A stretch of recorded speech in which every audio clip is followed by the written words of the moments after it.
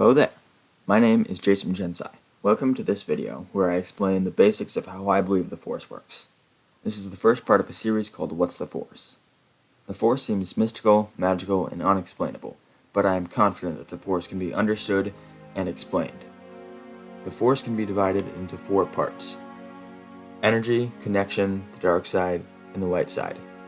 In episode 4, Obi-Wan describes the Force as what gives a Jedi his power. It's an energy field, created by all living things. It surrounds us, penetrates us, and binds us together. The last sentence describes the first aspect of the Force: connection. The Force surrounds everything and is inside of everything. It binds us together. If you are strong with the Force, you can feel the Force around you, and me, and everything. This connection allows Force users to sense not only living things, but also objects. Not just here or now, but other places and other times can be felt through the Force. However, the Force does not stop there. Force users can influence the thoughts and feelings of others. The most well-known example of this is the Jedi mind trick. Enhanced reflexes, reading minds, sensing emotions, Force bonds, Force cloak, sensing danger, premonitions, shatterpoint, psychometry, mind tricks, beast control, influencing emotions.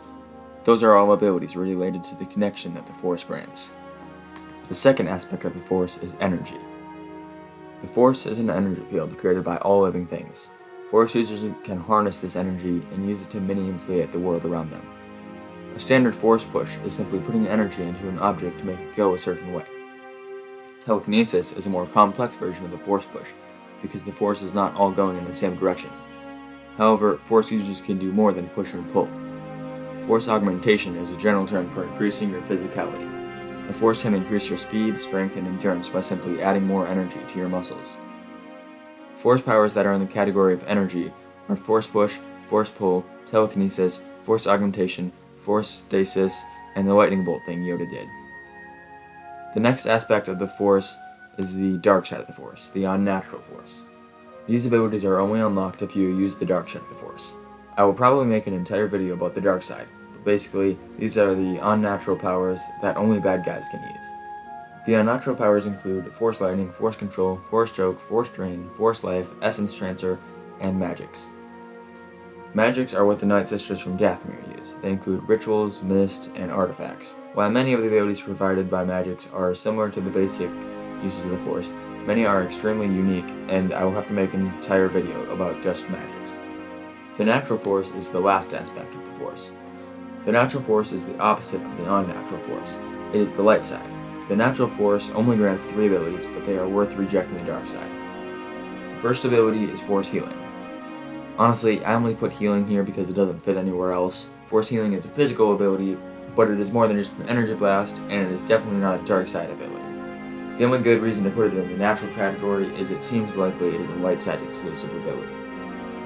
The second ability is a state of mind where you do not think and you let the Force guide you. It is a powerful tool in battle because it allows you to have incredible reflexes, even for a Jedi. Obi-Wan and Qui-Gon are both users of this technique. The last ability of the natural Force is the ability to maintain your individuality and consciousness when you die. Users of this ability are called Force Ghosts, but it is very difficult and only 6 people have ever mastered it. If you are extremely observant, you will notice that I have not put Force projection into any of the categories. This is because Force projection could be put into 2 different categories, depending on how it works.